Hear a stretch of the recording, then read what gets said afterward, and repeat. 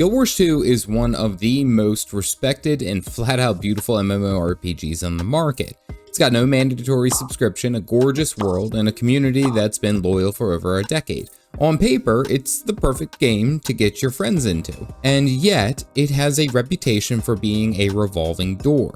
For every veteran singing its praises, there's a new player who jumped in, got confused, and logged off for good just a few hours later. The problem isn't that Guild Wars 2 is a bad game, it's just a different game. It's built on a philosophy that goes against every other major MMO has taught us to expect. This unique design, while a huge plus for veterans, can be a minefield of frustration for newcomers. Today we're going to break down why the beginner's journey in Guild Wars 2 can feel so overwhelming, and why so many players leave right before it gets truly magical. Make sure to like the video and subscribe to the channel for more Guild Wars 2 content. The first big hurdle is something called horizontal progression. In most MMOs, you're on a clear straight path, what's known as vertical progression. You clear Quest Hub A, then you move to Quest Hub B. Your gear gets better and better, and the numbers always go up. It's a loop that's easy to understand and feels comfortable. Guild Wars 2 just tosses that whole idea out. It's a horizontal progression game. That means once you get a set of max level exotic gear, which is surprisingly easy to do, you're pretty much done with gearing up. This game isn't about an endless treadmill for better stats. It's about giving you more options. The real progressions come from unlocking new skills, finding new places to explore, and mastering different activities. But for a new player, this doesn't feel like freedom. It feels like being dropped in the middle of a huge, beautiful forest without a map or a compass. You see a screen full of icons, hearts, and events, but no big glowing arrow telling you, go here next. Players used to a strict quest line end up feeling totally lost. They just wander from one heart to the next, wondering if they're actually getting anywhere. They see their gear isn't changing much, and they think they've hit a wall. This world, designed for exploration, ends up causing analysis paralysis. There are so many choices that players get overwhelmed and just stop. The secret is a shift in mindset.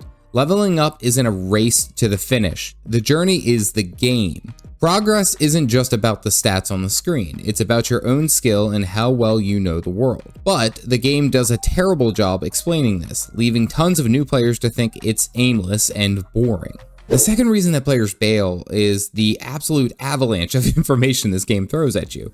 In just the first few hours, you're hit with pop-ups and new systems with barely any real explanation. Crafting, the trading post, a dozen different currencies, PvP, World v World, dynamic events, meta events, achievements, and a personal story that stops and starts every 10 levels. It's a lot. For a veteran, all this depth is what makes the game so good. For a newcomer, it's a UI nightmare. A lot of players feel like they have to understand everything all at once, which is just utterly impossible. The free-to-play model makes it even worse. New players are constantly jogging past veterans on incredible mounts like the Griffin, the Skyscale, or the Giant Turtles, and they feel slow and clunky by comparison. The game even gives you a 10-hour trial for the Raptor mount, which some players feel is less of a helping hand and more of a sales pitch to get you to buy an expansion. Seeing all the cool stuff you don't have can be super discouraging. The real solution, which the game never really tells you, is just to ignore most of it. As a new player, you should really only focus on 3 things: exploring the map,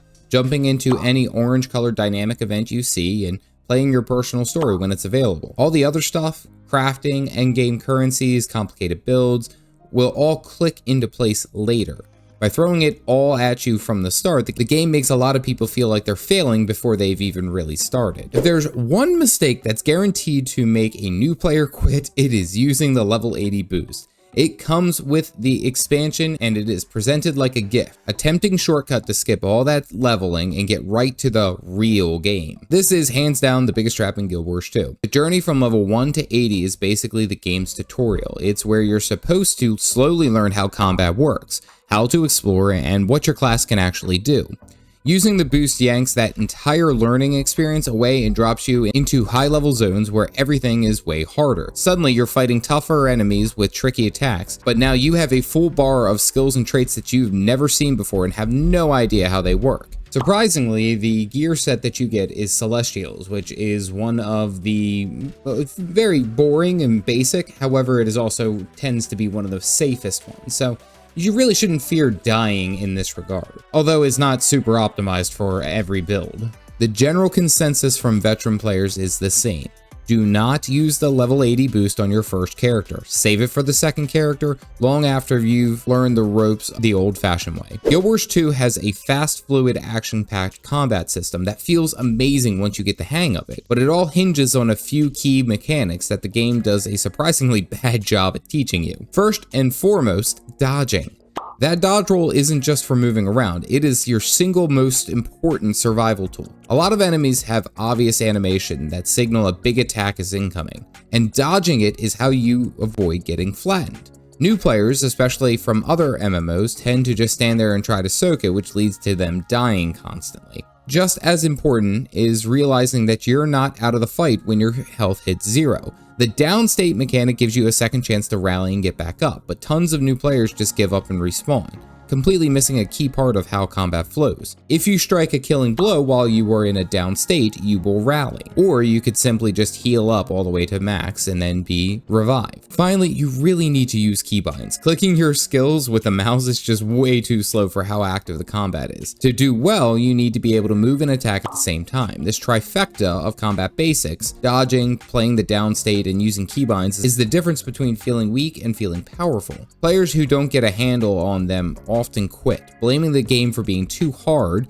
when they really just were never taught how to fight properly. Now, these are just some of the biggest reasons that players bounce off of the game. If you're someone who's tried Guild Wars 2 and it didn't stick, let me know what your thoughts are in the comment section below. And for all the veterans out there, what is one piece of advice that you would give to every new player? Your tips here might be what helped someone else finally click with this amazing game. So why do so many new players quit Guild Wars 2? It's because the game isn't just asking you to learn new rules, it's asking you to unlearn old ones. It asks you to forget about the step-by-step quest log, the constant gear grind, and the passive standstill combat that defines so many other MMOs. In a lot of ways, it's a game that trusts you to figure things out, but forgets to give you proper orientation. The frustration new players feel is completely valid. Absolutely. The overwhelming systems, the lack of a clear path, and the temptation of using a level 80 boost are the real hurdles. But on the other side of the confusion is one of the most beautiful, rewarding, and fair MMO worlds ever made. It's a game where you are not just chasing a carrot on a stick.